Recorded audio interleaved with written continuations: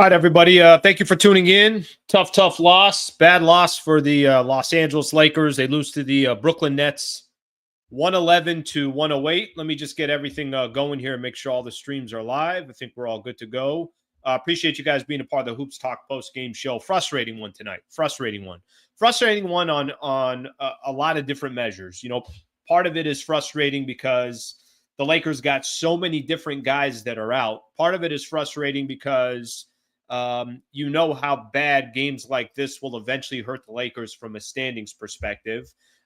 Frustrating because the two players that you were really kind of depending on in games without LeBron James don't come through for you at all tonight. So it was a really tough game to watch. You thought by the time the first quarter was done, you felt pretty good about the game. You're kind of saying to yourself, all right, you know what? Maybe Lakers are in a good position. Maybe they are in a good spot. But that clearly was not the case. And, you know, the Lakers now kind of find themselves in a interesting situation. There's kind of an interesting predicament here. Not that the basketball was always going to be great from the Lakers, but they find themselves in a spot now. You got no idea when LeBron's going to come back. You got guys like Dorian Finney-Smith, Rui Hachimura, Jackson Hayes that all missed tonight's game as well. You got a really tough schedule coming up, and this was one of the easy games to get. Not easy game. I mean, if Lakers would have found a way to squeak away a win, the first thing I would have said is, I don't care how they win the game, just win the game. That didn't happen tonight. Things kind of changing pretty quick here for the Lakers. And that's just kind of the reality of it. You know, I know for the last month, every Laker fan has been sitting there feeling great about what's going on. They've been feeling great about the Lakers situation, their predicament. Probably a lot of people surprised how much success that the Lakers were having as soon as Luka got here. That has primarily a lot to do with LeBron's play too, and everybody's play. But at the same time, it is kind of a little bit of a reality check here. I think we're going to find out a little bit about, you know, Laker fans here as we kind of sit here now and start watching some of these games. If they struggle, are Laker fans still going to feel optimistic? Are they just going to be waiting for health to come back? Or are a lot of people going to be saying, well, it's not supposed to be this year anyways? Couple of reasons why the Lakers lost this game. By the way, I appreciate you guys being a part of the show. As the show goes on and as it progresses, JJ Redick talks, we'll play it. Luka Doncic talks, we'll play it. Austin Reaves talks, we'll play it. We'll get a chance to hear from most of these players. But I think for me, a couple of things stood out more than anything else. You guys know excuse me, guys. Excuse me. You guys know the famous quote, no rebounds, no championship. This is that's a Pat Riley quote. Pat Riley quote back in the day. And Pat Riley would always talk about, basically, if you get out rebound, if you don't rebound the ball, the chances of you actually making some noise and doing some great things, probably not going to happen. Let me read off to everybody a couple of these team stats here, and then I'll get into individual players. That definitely was concerning tonight. The first one for me was the rebounding. 47 to 43 doesn't sound like that big of a deal. Brooklyn with a 4-rebound advantage. 16 offensive rebounds to 8. 16 to 8. D'Lo missed a shot late. Lakers, you know, if they can get a stop, will have a chance on the other end. Two guys sitting under the basket for an offensive rebound for Brooklyn, they score. A lot of offensive rebounds. I know one possession I could think of right now. They got 4 buckets, 4 shot attempts, and then the final one was a 3-point shot at top of the key that really hurt the Lakers. If you don't get rebounds, especially offensive rebounds, you're not going to win many games. It's just kind of how it works. A couple other things from a team perspective I want to point out here real quick. Turnovers. 15 for the Lakers, just 7 for Brooklyn. 19 to 4 points off turnovers advantage the Brooklyn Nets. So it's one thing to get a turnover. It's another thing. And a lot of these, by the way, were coming from Luka. A lot of poor ball handling from him. He was getting double the entire time. He's too nonchalant. If you want to kind of be very blunt about this, Luka's too nonchalant with the basketball sometimes, and I think sometimes that hurts him. And maybe he's just so accustomed to it. Yeah, no problem. This isn't going to be an issue. It's been an issue. These last against Boston and certainly against Brooklyn tonight, guys are getting their hands on the ball. they're tipping the ball out of the way. They're getting the ball out of, within the passing lane. They're tipping the ball, and then all of a sudden Brooklyn's running the other way. So the points off of turnovers, 19-4, was a complete killer for the Lakers as well. And then I just thought, you guys can tell me, but end of the first quarter, Lakers were up 12. I couldn't tell. Did they just decide they're going to take their foot off the gas? Was it just as simple as that? And if that was the case, if the Lakers did decide to take their foot off the gas, they had a 16-point lead at one point. What a mistake. What a mistake to think that, Brooklyn's lost 8 of their last 9 games. They've lost 7 games in a row. No problem. We're going to walk in here, no problem. They came out, phenomenal energy to start the game. Great on the defensive side. I know Lakers, a lot of these guys were hitting their threes, and we'll get into some of the guys that were good out there, but that's just not going to get it done. If you're a team that's really trying to fight for a top 4 seed, I'm sympathetic to the Lakers to an extent. Probably a lot of people will disagree with me on this. I'm sympathetic that they're losing, that they're missing so many players right now and so many key players that part of me wants to give them a little bit of a free pass. But then I'll get into this in just a second. Let's listen to JJ. I don't think JJ Redick will give anybody a free pass. Let's hear what he's got to say. Was it an issue tonight? Just throw the ball to the guy, and you play 4-on-3. Do you know why that wasn't happening as much? I think it was a very low-level communication game for our team. Yeah. You knew you're going to be shorthanded, but what's the kind of frustration level at the guys that you had out there not playing better? Yeah, I don't think being shorthanded is an excuse for how we play basketball tonight. I agree. JJ, you guys shot 2 free throws in the first half. A lot of griping from your players. Do you think that took them out of any sort of rhythm? No, I think it was just an overall mentality just to take shortcuts tonight. We just wanted to take shortcuts. Too many. They scored 20 points on us gambling. They had 16 offensive rebounds. We ball watched all night. We said no dare shots. I'll go through it. They probably made 6, 7 uncontested threes. Just shortcuts. Don't be a good team. You want to win in the NBA. You got to do the hard stuff. We couldn't even pass to each other. We couldn't enter our offense running ball screens literally at half court. Yeah, that's going to end up in a turnover. I don't know what we're doing. You guys haven't had many nights like this season. Does that make it worse when it comes and it hits you? Obviously, you're upset. No, we just got to be better, and we'll use practice to clean things up and make sure everybody's on the same page. Luka has 4 techs in a dozen games with you guys. What's the level of playing with passion versus detracting from both his play and the team's play by crossing that line? I think he's been fine. Believe me, I've seen Luka get on the officials worse. I think he's been fine. It's just frustration. Obviously tonight, frustration, feeling like he got fouled some, and then frustration with, frankly, how he played. So it's part of it.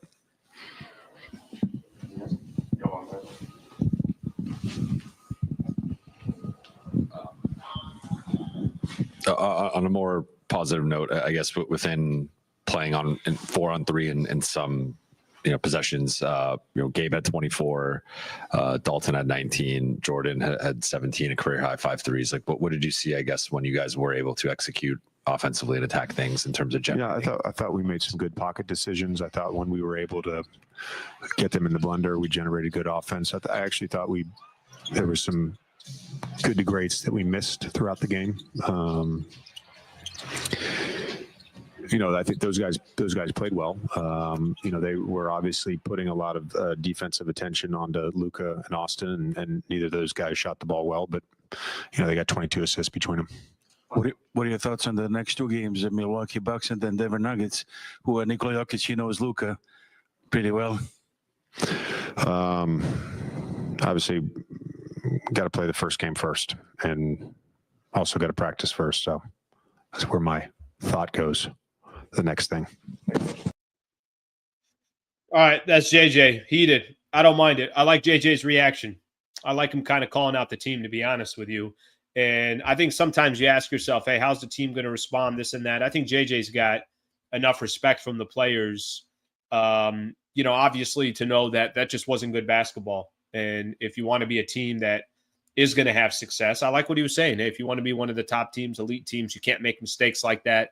Like I said, I don't know how much of what he was talking about was through his stars, but through Luka and through Austin Reaves, but just too many careless turnovers. And a lot of those were Luka's. I mean, I'm going to say it again. I said it earlier. A lot of those were Luka. Okay, he mentioned something about Luka here. I want to go back to here real quick. I think the question was about guys not getting foul calls, and I'm actually I got a comment here that I highlighted. Let's see. Maddie says Luka not getting a free throw till mid-third was crazy. Getting hit every time, pathetic from the refs again. Okay, let's find a way to meet in the middle here. All right, you're not wrong that there's possessions that Luka's probably getting fouled and they're not calling it. But Luka complains every single possession he's complaining. Every possession. I mean, that's also on Luka. I think you're less apt to get calls from refs when every possession you're complaining about something. Luka's not helping himself here. I remember watching him in the playoffs last year and in the NBA Finals. And there are plenty of times where I'm watching him like, Luka, I don't think you're helping yourself. I mean, just play ball. If you're going to spend that much time complaining, I don't know if the refs are going to go out of their way and say, well, let's just start giving him calls. Now, I know how Luka feels. Luka's a superstar. Superstars should be getting calls. So I get that. I get his frustration. But the problem with Luka, I feel like he lets the non-whistles affect his game. I don't want to see that. That's not good for Luka. That's clearly not good for the Lakers. I mean, that's an area of his game that I'll tell you is incredibly frustrating. I was going into, let me say this, because before JJ Redick started talking, by the way, I appreciate you guys being here. Please subscribe to the channel if you guys don't mind. 60% of the people that are on this channel subscribe. That's about my subscriber rate right there. So if we can get that up, would be phenomenal. Maybe get that up to 70%, 75%. Regulars on here are not subscribed. Would appreciate if you guys can take a second to subscribe. Before JJ came on, I said that I was sympathetic with the Lakers because I'm watching the Lakers team right now that has 4 players that are out, important players. Jackson Hayes has become an important player for the Lakers, certainly an important player for Luka. Dorian Finney-Smith is an important player for the Lakers. Obviously, he couldn't go tonight. LeBron James might be a top 5 player in the league this year. That's how important LeBron is to the Lakers. That's how important he is to the league, however you want to describe it. And then Rui Hachimura, who's another starter that the Lakers can use, is not in this game as well. However, if you can't beat Brooklyn, how the hell are you going to beat Milwaukee? How the hell are you going to beat Denver? You got Milwaukee and Denver again. You got Milwaukee and Denver. Basically, I want to say 4 of your next 6 games, 4 of your next 5 games are against Milwaukee and Denver. Maybe you could get a couple games in here, San Antonio, Chicago. You got a matchup against Orlando. We'll see when Bron comes back. We'll see when some of these other guys come back. But didn't it just feel like you had to have the Brooklyn game? Didn't it feel like you had to have the Brooklyn game? Now, okay, you're missing players. That's fine. It's going to happen. That's part of the league. That's part of the way the NBA works. We all kind of know that and understand it. But here's another thing that you can't have happen if you're missing those 4 players. Luka went 8 of 26 from the field, 3 of 10 from the three-point line. Austin Reaves went 3 of 14 from the field, 1 of 5 from the three-point line. Between those 2 players, they were 11 of 40 from the field. That's just not going to get it done. It's not. And I'm sure when Luka talks and when Austin Reaves talk, they'll be critical about themselves. And I'm not telling you that they're going to hide behind it and not mention that they were not good enough for the Lakers tonight. But, guys, this is the Brooklyn game. This is the game before the tough games. You had Boston. You had New York. And now that LeBron's out, kind of everything has changed here. And even the other role players. I think if even just a DFS or a Jackson Hayes is playing, you probably walk away with a win in this one. But what can't happen is Luka goes 8 for 26. Austin Reaves goes 3 of 14. I mean, Reaves, this is why you got to have Reaves as your third best player or your third option, because now all of a sudden teams can key in on him a little bit more. And shots he is getting, they're tough shots, they're contested shots. He wasn't getting the whistle either. Now, granted, he got to the free throw line 11 times, but for how often as he is trying to, I mean, I guess he is getting the whistle then, or he is getting the whistle then, but for how often he's trying to draw fouls, like, you kind of put all that together. You put all of that together, and you kind of have to take a quick step back here, and you got to remind yourself that even in a game where the Lakers missed so many players, it was still critical and so key to win this game. And there's some guys that were really good tonight that I'm going to get a chance to talk about. I thought Goodwin was good. I thought Gabe Vincent was good. I thought Dalton Connect was good tonight. They're players that we'll get a chance to talk about, but unfortunately, we're going to talk about them in an L and not in a W. All right, those are my initial thoughts here. Let me look at a couple of the comments here. Appreciate you guys being a part of the show. Honeymoon is over, back to reality. Yeah, there's a little bit of reality right now. I'm not going to argue that one. I think the reality is a lot of those games that you were winning, a lot of the close matchups that you had. Now, granted, Lakers had some bad losses in the past as well, but now these games are going to be incredibly, incredibly tough. I saw somebody else put on the chat. Let's see if I saw it here. Somebody said something to the effect, okay, here's one. Really need OKC to get the W tonight. Not looking good at the moment. Let me look. I just opened it up here. Is that game over?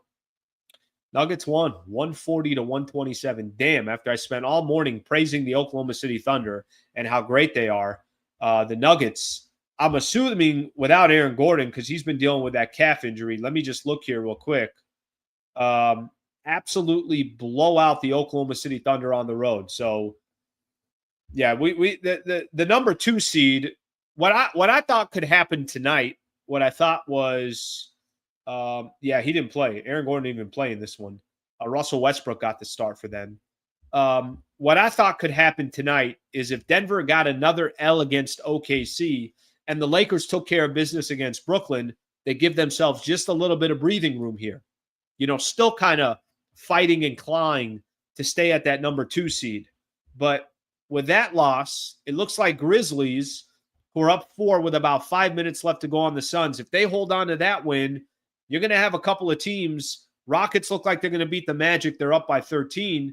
You have 2-3 teams that either one is jumping ahead of you or 2 are right behind you.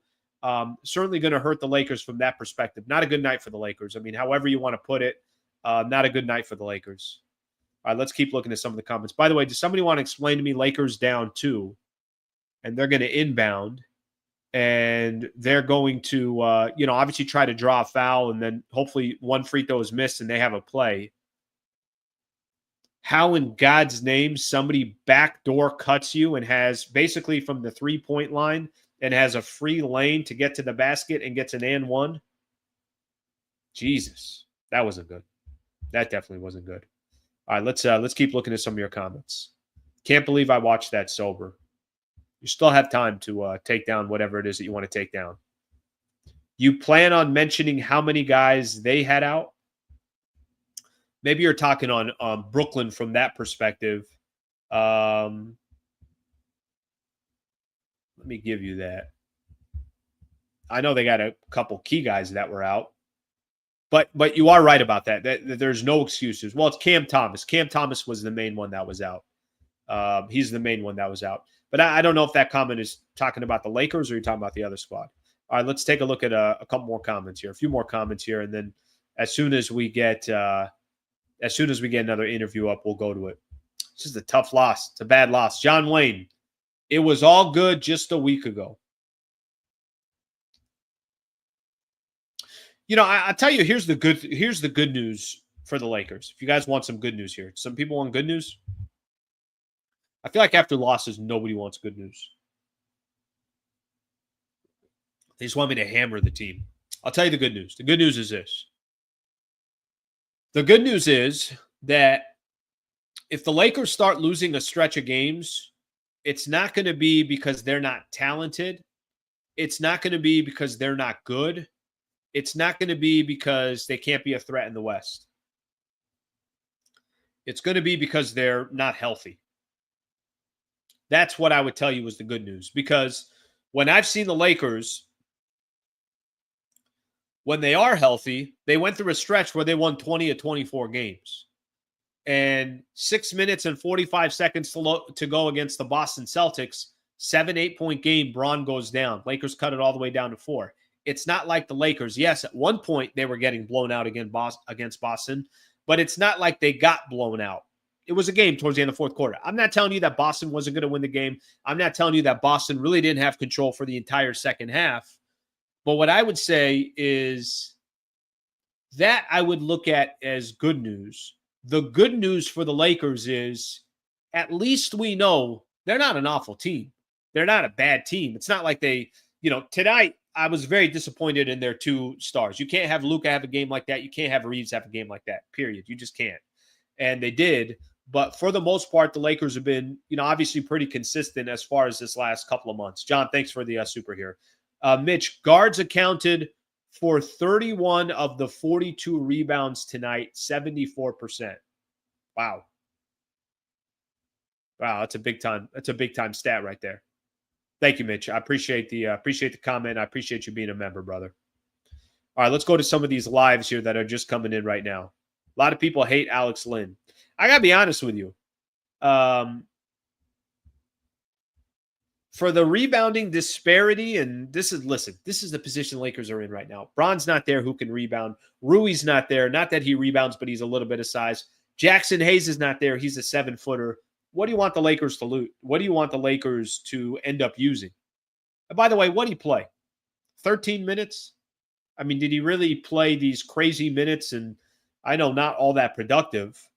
Had a block. I saw a block. I remember 1 block. You see? I'm finding positives for Alex Len. All right, let's get some more in here. You can see the difference in coaching between JJ and Kerr. No adjustment on defense and rebounds. Clear as daylight. It should be a win for the Lakers. I don't know, Gerard. I have not had many times this year with JJ Redick where I'm asking myself, wait, why is he doing that? Wait, that doesn't make any sense. I haven't had too many moments like that. And on top of that, I'll add to this as well. Look at JJ right after the game ends. JJ's not sugarcoating anything. JJ's not trying to pretend like everything's okay. JJ's not making excuses for LeBron James, Jackson Hayes, Dorian Finney-Smith, and Rui Hachimura all out of the game. He's not making any excuses. He's saying we got to be better. I don't know what we were doing. I have a difficult time pointing the finger at JJ Redick. All right, Luka's talking right now. Let's take a quick listen, get his thoughts on the Lakers' loss to Brooklyn. What are just the key, simple principles for how to play out of that when a team is being that aggressive on you? Yeah, just should made better decisions on that one. I think we started the game doing really good job, good decisions, and then just went kind of out of it. Luka, you guys as a team shot only 2 free throws in the first half. It seemed like everybody on the court was pretty frustrated. Do you feel like that kind of dispirited you guys as a group? Did it take you out of what you wanted to do as a team? And just in terms of kind of the overall sort of offensive spirit? Yeah, I mean, at the end of the day, it was a lot. It wasn't fair. But, we just got to play the game. I got to keep playing the game, but it was a lot, man. I ain't going to lie. Luka, obviously you guys are undermanned beyond just missing LeBron, Dorian and Rui and Jackson. When you got the contribution from guys like Gabe and Jordan and Dalton, does it feel like a missed opportunity at all? The fact that you weren't able to get it done when the role players did step up? Definitely. I think I should have helped more, but they'll play great. And we got to have the same mentality going forward. Injury is going to happen, and it's going to be next man up mentality. When we spoke with JJ, he mentioned that today was a low-level communication game. He mentioned, you guys played like a team looking for shortcuts. How much of that basically JJ ripped you did guys stem from the frustration with officials or frustration with certain calls not going your guys' way? I mean, yeah, I think, like I said, we started the game good, defending. I think they had like 16 points in the first quarter. Lakers but had then we just 19 kinda in the let go of second. the rope. We got comfortable, and we should have not done that. Luka, JJ said you guys are going to be practicing, and you guys obviously haven't had a lot of practice time. What is the biggest benefit, even with the group being relatively banged up and shorthanded right now, in terms of just getting on the practice court? What do you feel like you guys could fine tune on either side of the ball? I don't know. That's a question for JJ, but I think just having 2 days between the games is going to help us a lot. A little more rest, but just go through plays, get our defense set, and just correct the mistakes. Can I ask in native language? Luka, izvanredna 2 igre, 22 poena, 12 skokova, 12 asistencija, triple-double, ali nažalost nije uspjelo večeras. Koji su utisci u utakmici? Stop it there. Get thrown off there. Get thrown off there. I can't help anybody there. Can't help anybody there. All right. There's a couple things we'll get into. Obviously, let's talk Luka here for a quick second. Let's spend a little bit of time on Luka. Talk to me. What do you guys think so far on Luka? Here's one. Just get Luka to the playoffs with a healthy team. Chill out, people. You Laker fans don't know. Here's another one. Is Luka still working his way back? He's scoring, but only has 2 good games. Am I wrong? Those are a couple comments. I got some more here that I'm going to start reading as well. Let me give you guys just my initial thoughts on Luka. Okay, Luka as a Laker so far. Luka as a Laker so far. Crazy potential, right? Crazy. Guy can go off and get you 30 and 15 in a game like it's nothing. Like it's nothing. No question about it. But something's off with him. Either he's not healthy, either he's got some health issues going on. His back, remember he was out from Christmas until he played in that game finally for the Lakers, whatever that was, against the Utah Jazz. I think he's 10, 11 games in, something like that so far with the Lakers. But something also doesn't look right. I think he's very nonchalant with a lot of his passes, lazy at times when it comes to that. Still doesn't really look in shape, if we're being honest with each other, and can probably take over any game at any time. Not a fan of the bitching with the referees. I'm not. I said that earlier. I'll say it again. Just not a fan of that. I'm not a fan from that perspective. I don't know if he's 100% healthy. He doesn't look like it. So that's my observation. My observation is, I think when the trade obviously first initially happened, you just expected Luka, this guy's going to come in and he's going to absolutely dominate. Yeah, that has not been the case. That has not been the case. Let me read some of the comments. I'm kind of curious to get people's thoughts here. I know some people are going to say, what the hell are you talking about? You're overreacting. He's fine, this and that. But that's okay. I'm watching game to game. That's what I'm watching. Every single game. And I kind of try to add the games up together. What do they look like? What's happening? All that stuff. All right, let's see what we got here. Not very effective so far. Luka needed to be better tonight. Tonight, no question about it. He wasn't good. And you can even hear him in the postgame still talking about, some of the refereeing. I just don't think that's going to help him. If I'm just being honest with you, I just think that I feel like it takes him off of his game. When if I'm just focused on just the game at hand, and if I got a call, great. If I didn't get a call, I don't care. It doesn't matter. It's not going to stop me. I think he's better off that way. Look at me trying to give Luka Doncic, one of the top players in the league, some advice. Yeah, same here. Luka complains more than LeBron by a mile. Okay, lazy. Luka still doesn't look right. I'm with you on that one. How many times has he been to the playoffs? I think the first year Kyrie came, I know he didn't make it to the playoffs. The first year that they traded for him, I know he didn't make it to the playoffs. But I just want to see people's comments. I just want to get people's thoughts. it can't get any worse for Luka, right? Still dropping. You might be 100% right here. And listen, Luka's superstar. But so far with the Lakers, it has not looked like that. It hasn't. I think that part we can be honest about. And that doesn't mean that it's not going to look like that, but it hasn't looked like that just yet. Okay, let's see some other ones here. This one that says slow on Luka, I go back to, is he healthy?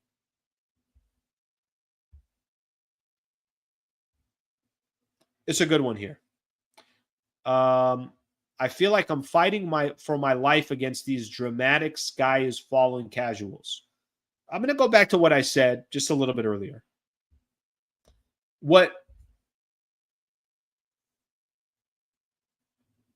I would be concerned with the Lakers really doesn't have that much to do with their play. Listen, Austin Reaves is going to be better. He will be. Luka's going to eventually be better. Eventually, DFS will come back, and Jackson Hayes and Rui Hachimura. The reason why the sky is not falling is because if you got everybody, you got your entire team, and you're not winning games, or you're hovering around 500, or you win a couple here, lose a couple here, kind of like the way the Lakers were these last couple of seasons, to be honest with you. Or look at the way Sacramento is this year, or the Clippers. It's like, all right, you kind of know what the end result's going to be for some of those teams. And I know Lakers got to the Western Conference Finals, but I think they were also fortunate. Things kind of went their way. They got the right draws, and then they faced Denver, and it was like, all right, that's a wrap. And last year they faced Denver in the first round. Okay, that was a wrap. The good news with the Lakers this year, and I do believe this, is I think they got a good team. I mean, they got a much better team than I thought once the trade deadline passed. I didn't think they were going to make this much noise. The only thing hurting them right now, and the reason why you should still feel very optimistic about this team, is because eventually these guys will come back, and hopefully Braun's back in a couple of weeks. What did they say? 1 to 2 weeks? At least 1 to 2 weeks?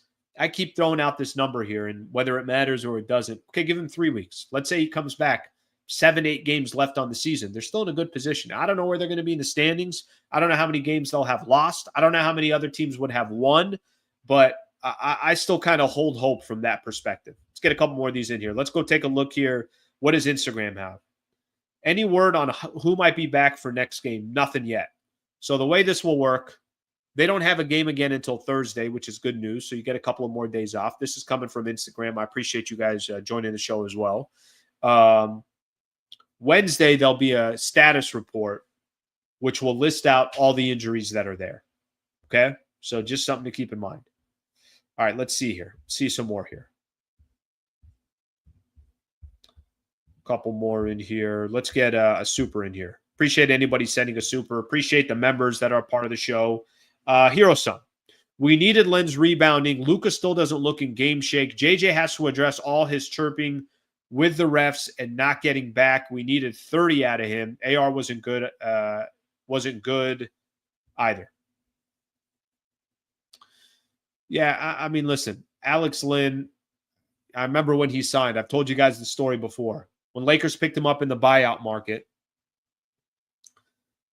I put out a video, and the video got crazy views, and I'm just sitting there in my head. I'm like, I hope people aren't expecting Alex Len to be like this savior to the Lakers' problem. It was just a big body. Now, by the way, I feel like the Lakers at this point probably regretted bringing him in. You know, I'm sure they probably wish they used that roster spot for somebody else to keep kind of going on this. JJ has to address all his chirping with the refs and not getting back. Yeah, I don't know how that dynamic works. He defended him in the postgame. He said, I've seen him chirp a lot more. So I think he's defending him, you know, in the postgame show. I don't know if there's a point where he pulls him to the side and just says, Luka, got to stop the chirping. Got to stop talking to the refs. You got to stop paying attention to them. Just play your game. It will happen. Those things will happen naturally. You'll get what you're looking for. You'll start getting some of these calls. You know, I hope that's a conversation that they're having. And if they're not, nothing I could do. All right, let's kind of wait in here to see if we can get another interview. Hiro-san, thank you very much for the 10 spot, brother. Appreciate you very much. Very, very kind of you. Some Kind of Wonderful. Great song. Honeymoon's Over by some kind of wonderful, sums it all up. Yeah, but guys, listen, I can't justify tonight's loss. Luka has a good game. Reaves has a good game. Lakers win by 12, right? So that's on them. I didn't even get a chance, and that's my apologies here. How great was Gabe Vincent tonight? 8 of 12 from the field, 6 of 9 from the three-point line. That man has been stepping up for the Lakers here now for about the last month.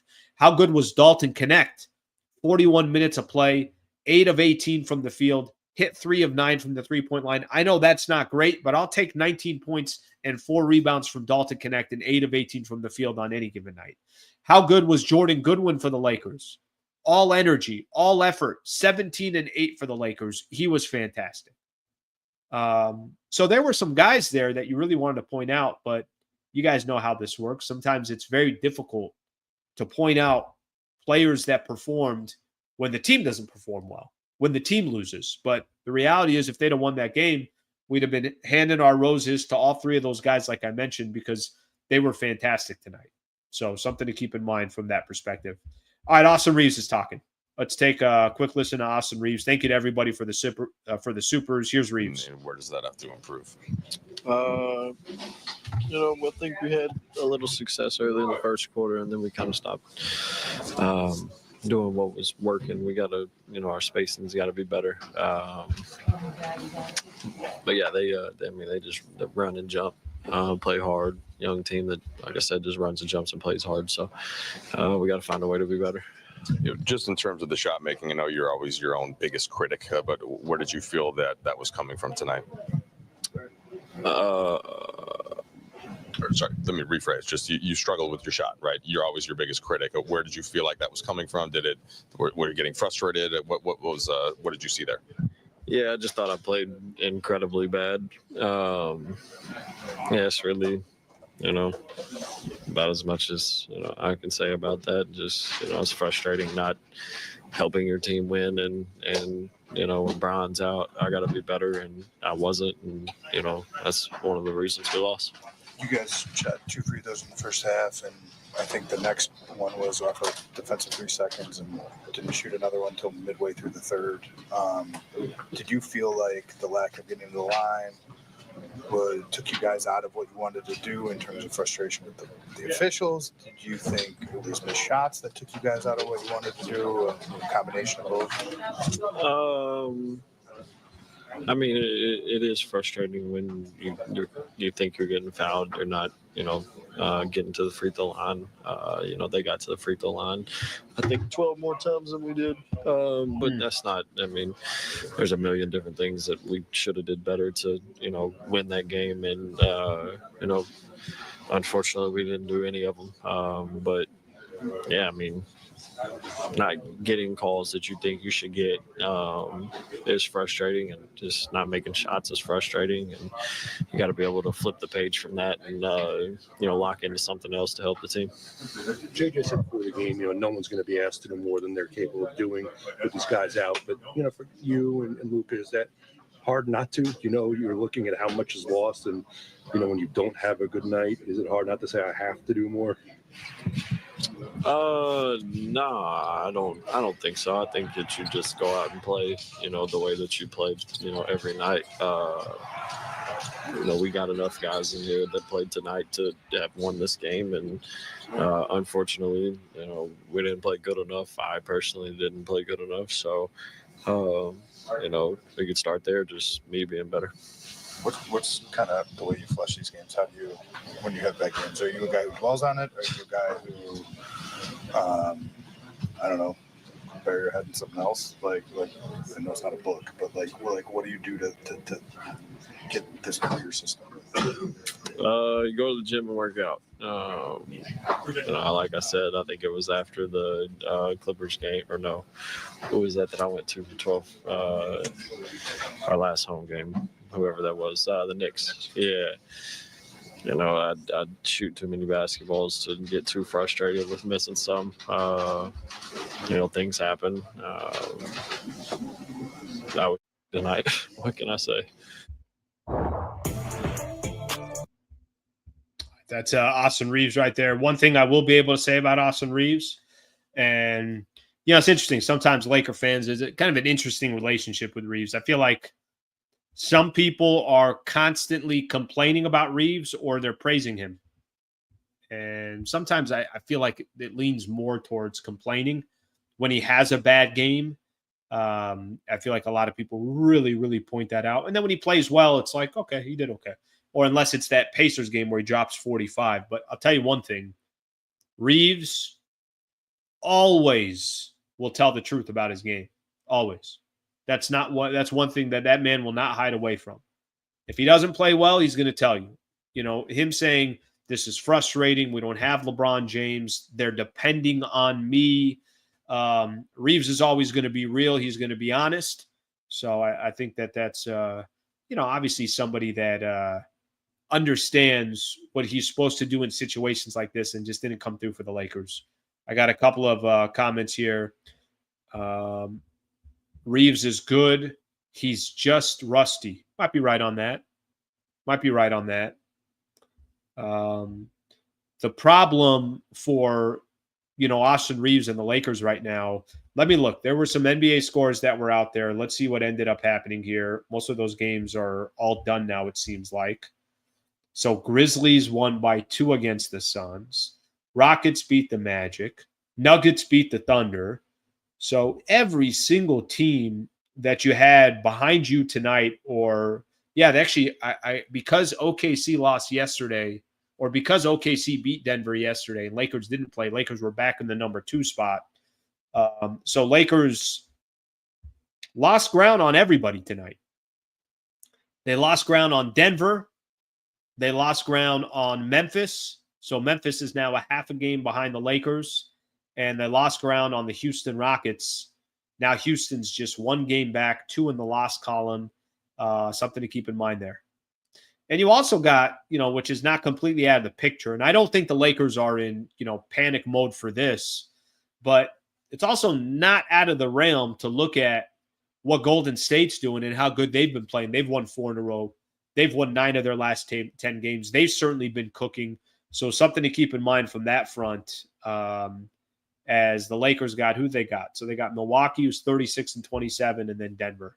Yeah, these 2 games against Denver, if you lose both of those against Denver, that's it. Probably kiss the that number 2 seed goodbye, because they'll also have the tiebreaker on you.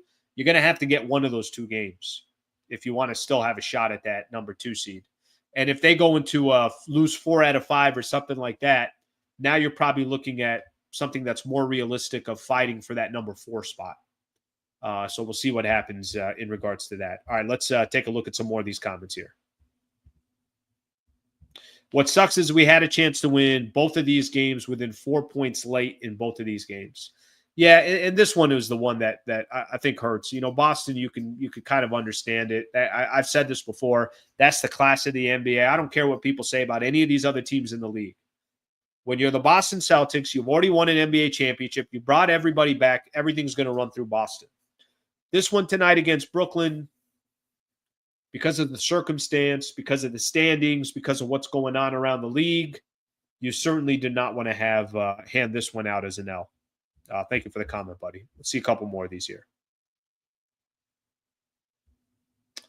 All right, next 5 games for the Lakers, I'll tell you right now. Actually, it's very simple because it's the same opponent twice. At Milwaukee, at Denver, Spurs at home, Denver and Milwaukee. The Denver and Milwaukee, by the way, are both back-to-back. Slee. Let's see what we got here. Be straight with us. It's looking like the number 5 seed, and if LBJ out 6 weeks, it's playing. LeBron cannot be out that long. LeBron, I'm going to go back to what I said before.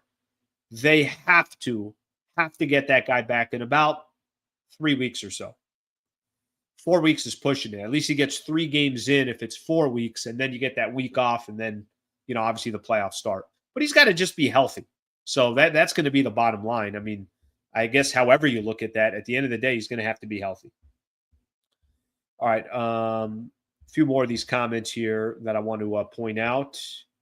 Man, Lake Show. Tough game tonight. They really, really needed this one. I think we all kind of understand that this was one of those that you just felt like they had to have. All right, quick shout out here. I want to give a shout out to our partner, Brad Wallace and the Wallace Firm. What a great partnership. So appreciative to have him as a partner, somebody that I've known for about 5 years now, was working with me when I was over at 710 ESPN, and here he is now joining me on YouTube, and I'm very appreciative of him supporting the channel, supporting my endeavors and everything else, and it's kind of helped me behind the scenes as well, more than I think people would know. I hope you never need him. I hope you never need that URL below, wallacewins.com/Sliwa. I hope you don't need me to make a personal introduction to Brad Wallace at the Wallace Firm, but life happens. If you or someone you know was in a serious injury, you should reach out to Brad Wallace. Let him walk you or your family through your legal options. I'm sure it's a very intimidating and daunting process, but you got to let an expert in the field help you. I know you guys are kind of you're out driving around, or you listen to a lot of sports broadcasts and things along those lines. There's a lot of people that are obviously active in that injury attorney field. I can tell you firsthand, this is somebody that I know, somebody I trust, somebody that I've worked with personally. So allow me to make an introduction if you're in the state of California, and if this is something that affects you, or you're in a position, or a family member is in a position where they've been seriously injured, or they're dealing with the loss of a loved one. So like I said, I hope I never have to make an introduction, but I can. Thank you for his partnership. I'm going to actually be doing one of my shows in about a week or so. I'm going to be doing it from the Wallace Firm. They're now out in Encino. He's got a great studio out there, so I'm going to be using his studio, and I'm looking forward to that. All right, let's keep going here on the post-game show. I appreciate everybody hanging out for the show here, and I'll keep reading some of these comments here. Let's get another one in. Some more of these comments here.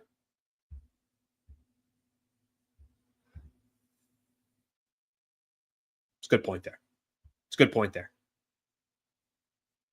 I said this when I was watching your previous video. Don't underestimate how this game goes with all those players out. Not a good game today. Reaves and Luka need to wake up. Oh, no, I don't think anybody, honestly, I don't think anybody's going to disagree with you on that one. Those two got to be better, period. You're going to win a tough game like that. Those two 100% have to be better. Let's take a quick listen. I don't know how much is left of this interview. Let's catch as much as we can at Gabe Vincent. We'll get it. You guys really weren't yourselves. Yeah, I mean, I think it's always disappointing to have a loss. A character kind of loss like this, where it was a little bit out of character. We like to see it as an outlier. At least I do. Hopefully we can put it in its place and take these next couple of days, get ready for Milwaukee, and move forward. Those blitzes led to some turnovers, and maybe it's snowballed and the shot selection kind of deteriorated. Was that sort of an element of the whole offense kind of just feeling a little disjointed? I think it's just a lack of our organization. Like I said, I think we could have done a better job getting to our spots quicker, being more detailed, being tougher, creating leads. We could have been better. We could have played harder. And, credit to them. They had their opportunity. They had an advantage. They took momentum, and they ran with it. Thanks, Gabe. Yeah, appreciate you. All right, stop it right there. Okay, a couple more comments, and we're going to call it a night. I'm back on tomorrow morning at 8 a.m. I got a great guest coming up tomorrow. It's going to be I already forgot my guest. Am I having on tomorrow? Mark Medina. Mark Medina, who covers the NBA, and part of the reason why I wanted to have him on, covers the Lakers, at a lot of these Lakers-Clippers game, but also covers the league as a whole. So we'll talk a little bit more NBA related. He's going to come on at 8:30. Okay, a couple more of these comments. HH, thank you, brother. I appreciate you just throwing in the dough there. I greatly appreciate that. Seiko says we might lose 5 in a row, Slee. All right, let me predict the next 5. I think we go 2-3 in the next 5. I think we beat San Antonio, and then in one of those games, Milwaukee or Denver, we win one of those 4 games that we have against those teams. Might as well just be optimistic. The hell do I got to lose? Might as well just be optimistic there. All right, a couple more comments. We're going to call it a day. We have to sit on this loss until Thursday. Yeah, that's true. That's true.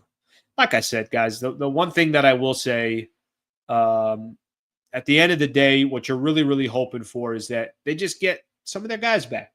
Just get Dorian Finney-Smith and Jackson Hayes back in the lineup. And that could be the difference of a win. And then obviously you need Luka, you need Austin Reaves, you need some of these other guys just to be better basketball players in general. Somebody asking if I'm drinking bourbon. Why? Because of my 5-game prediction? 2-3 in the next 5. I say they take one against Milwaukee, one against San Antonio. Damn it, we need one against Denver. Shit. Denver's going to be tough. Okay, Luka did what he did. God, it's just so hard without LeBron. All right, my people. I appreciate it. I'm back on tomorrow morning at 8 a.m. Thank you, everybody, for hanging out. Please subscribe to the channel if you guys don't mind subscribing. If you guys want to be members, be an MVP member. It's $3 a month, a great way to support the channel as well. Thank you, everybody. Hope you guys have a great rest of your night. I will see you guys tomorrow morning at 8 a.m. Thank you, guys.